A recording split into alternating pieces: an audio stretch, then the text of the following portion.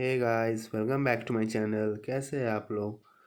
तो यार, first of all मैं आप सबसे सॉरी कहना चाहूँगा कि इतने दिन से वीडियो नहीं आ रही थी चैनल पे।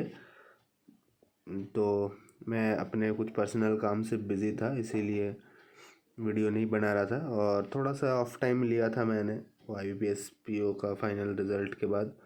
थोड़ा सा मैं इधर उधर घूमने गया था, थोड़ा सा माइंड फ्रेश कर रहा था। और बट अब मैं फुल फ्लेजेड फिर से आ चुका हूँ।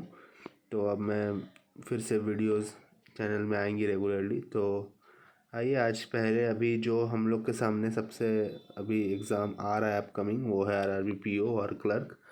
तो आज उसी को लेकर थोड़ा बात करेंगे। पहले RRB PO स्ट्रैटेजी को लेकर बात करते हैं। तो इसमें मैं 3 स्ट्रैटेजी बताऊंगा। पहला तो बिगिनर्स, फिर प्रो लेवल स्ट्रैटेजी, फिर एक्सपर्ट लेवल स्ट्रैटेजी। तो बिगिनर्स स्ट्रैटेजी उनके लिए काम करेंगी जो जिनका ये पहला ईयर है बैंकिंग एग्ज़ाम में और पहली बार वो कोई बैंक एग्ज़ाम देने जा रहे हैं। तो RRB से ही बैंकिंग का एग्ज़ाम स्टार्ट हो जाता है।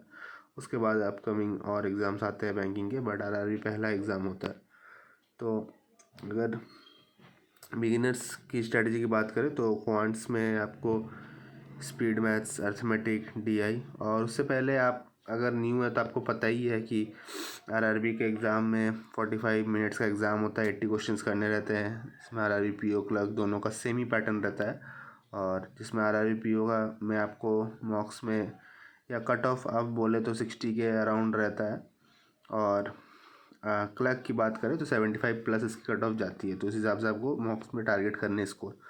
तो अभी लौट आते हैं फिर से स्ट्रेटजी पे। तो क्वांट्स, स्पीड मैथ्स, अर्थमेटिक और DI आपको अच्छे से करना है। जिसमें स्पीड मैथ्स में आपका नंबर सीरीज़, क्वाड्रेटिक, फिर मिसिंग नंबर सीरीज़, वो सब इसमें आपका आ जाएगा। सिंप्लीफिकेशन, अप्रॉक्सीमेशन सब स्पीड मैथ्स के अंदर में आ जाएगा।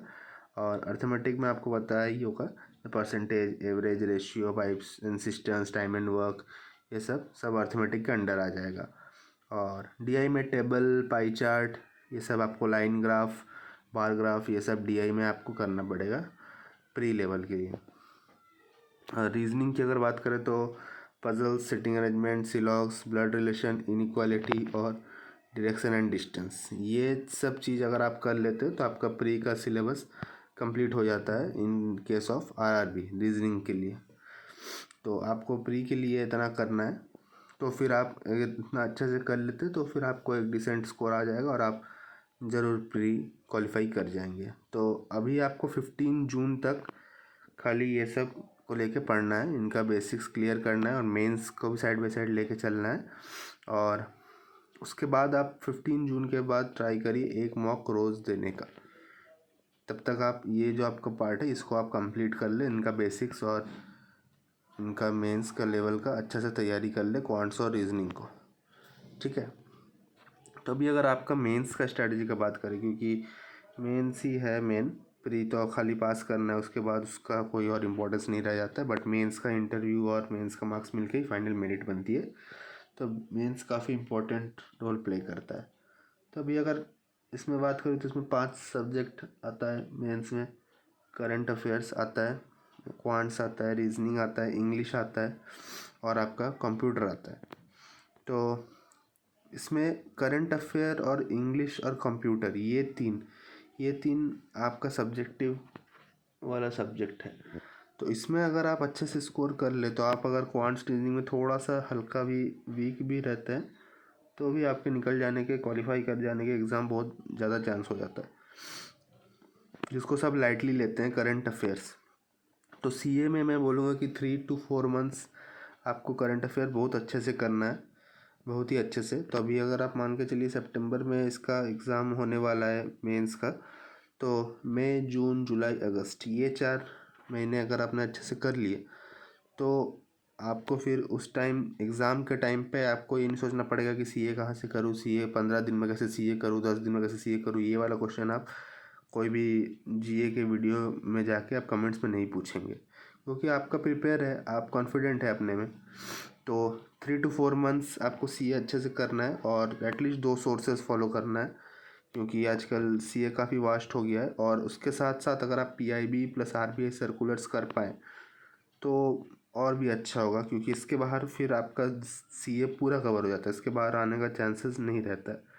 तो सीए को अभी से करना स्टार्ट कर दीजिए, उसको लास्ट के लिए मत छोड़िए, क्योंकि लास्ट में फिर ये होगा नहीं। ऑब्वियस सी बात है, जो बंदा 3-4 महीने लगातार सीए पढ़ रहा है और जो 15 दिन पढ़ रहा है एग्ज़ाम के पहले, इसको ज़्यादा रिटेन रहेगा चीज़ें।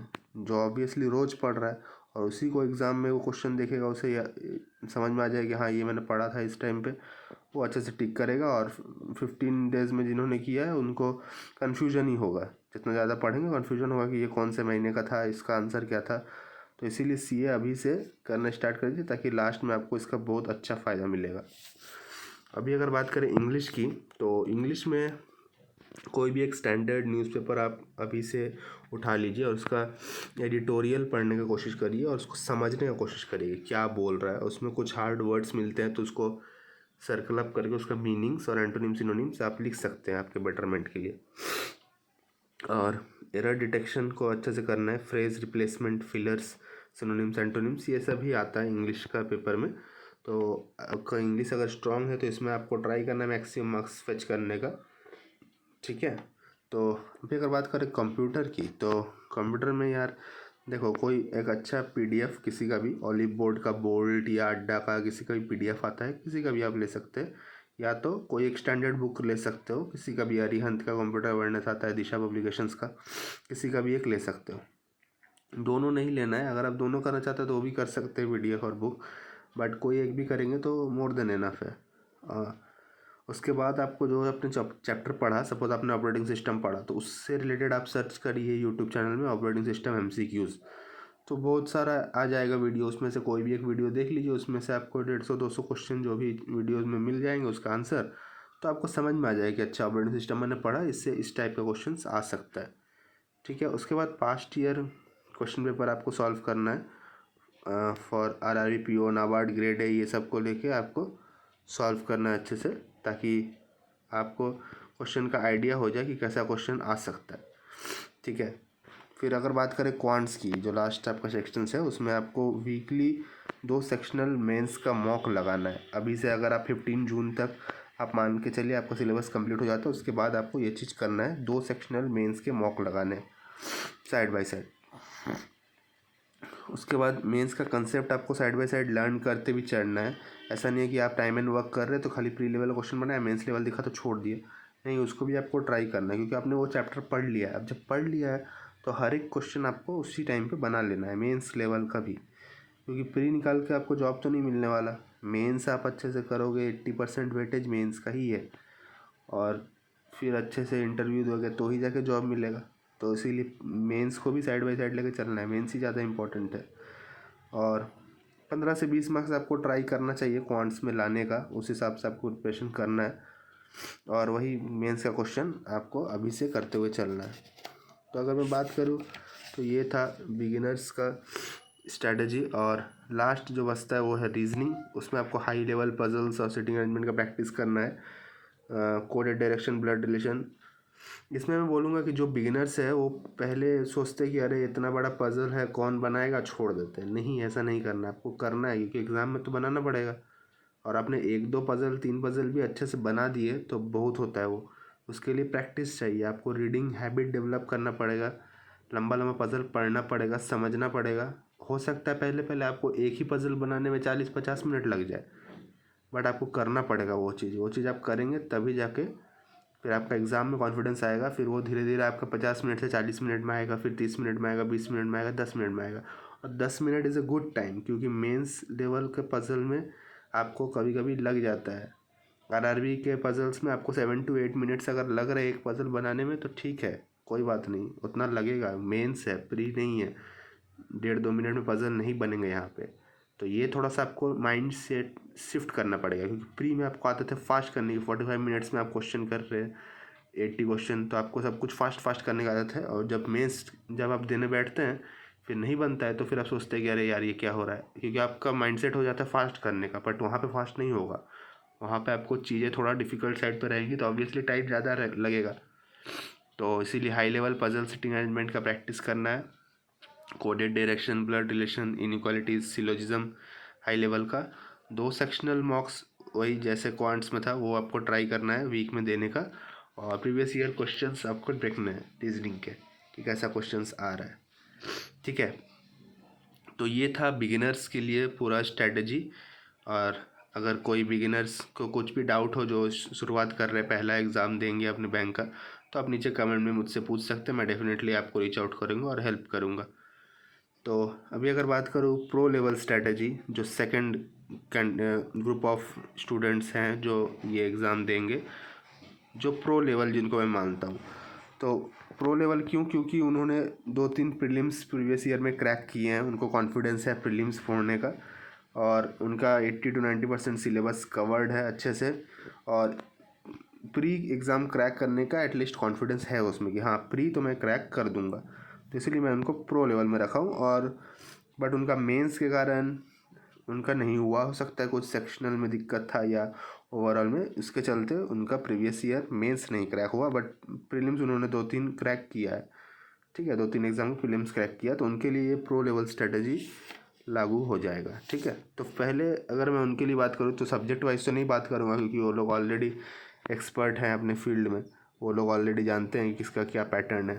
तो पहला पॉइंट उनके लिए होगा कि आप मेंस में ही फोकस करिए, एकदम अच्छे से मेंस मेंस मेंस करिए, आप पूरा जून तक ही करिए पूरा मेंस, ठीक है। और उसके बाद है कि आप अपना वीक सब्जेक्ट जिसमें आप सेक्शनल से अगर आपका रह गया था पिछले बार, तो उस सेक्शन उस पर्टिकुलर सब्जेक्ट को अच्छा करिए। सीए में अच्छे मार्क्स नहीं आए तो सीए को अभी से करना चालू करिए।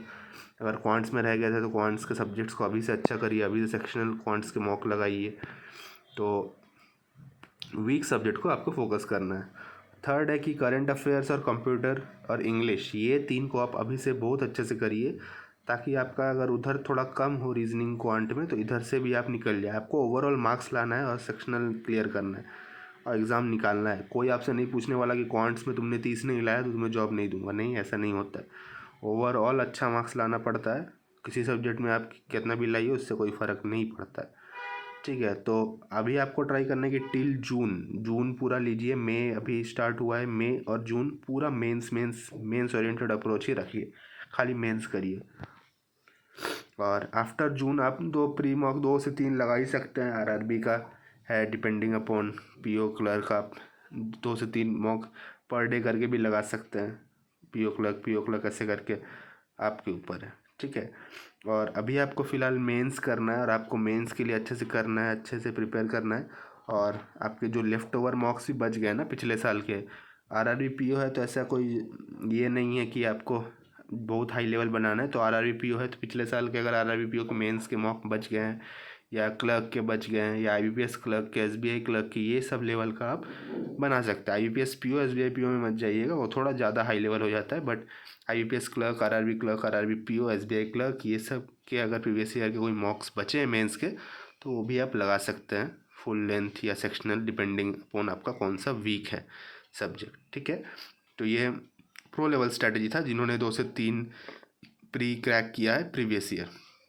अभी आते हैं लास्ट स्ट्रैटेजी जो है आरआरबी पीओ या क्लर्क एक्सपर्ट लेवल स्ट्रैटेजी। इसमें मैं उनको रखूँगा जिन्होंने इंटरव्यू दिया है पिछले साल, 1 इंटरव्यू, 2 इंटरव्यू, 3 इंटरव्यू दिया है, और उनको कॉन्फिडेंस है कि हाँ इस बार एग्ज़ाम में फोड़ दूंगा। उनको थोड़ा थोड़ा कुछ चीज़ में काम करना है बस, बट उनका मेजरली सिलेक्शन नहीं होता है क्योंकि मेंस में लो स्कोर है।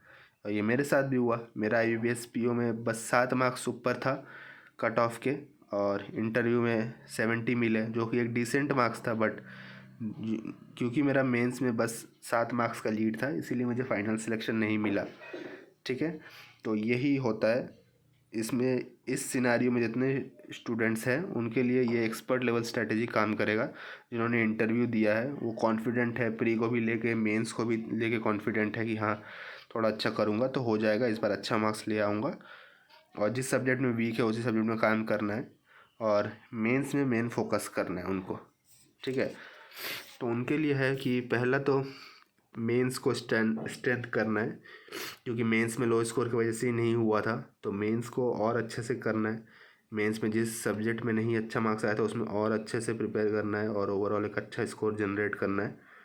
और उनके लिए भी यही स्ट्रेटजी है कि अभी खाली मेंस करना है, जून तक खाली मेंस करना है, क्योंकि आपको एक आइडिया है कि कैसे प्री क्रैक करना है। और प्री के लिए जो सबसे मेन मैटर करता है वो कंसेप्ट क्लैरिटी और स्पीड, बस ये दो चीज़ अगर आपके पास है तो प्री क्रैक हो जाएगा आपका। तो कंसेप्ट आपका है क्योंकि आपने प्री मेंस दिया है, इंटरव्यू दिया है 1 2 3 या जितना भी, तो किसी का भी आपने इंटरव्यू दिया है, पीओ का हो या एसबीआई पीओ का हो, आईबीपीएस पीओ का हो, एसओ का हो, तो आपको कंसेप्चुअल क्लैरिटी है। तो अभी आप खाली मेंस के लिए अच्छे से करिए।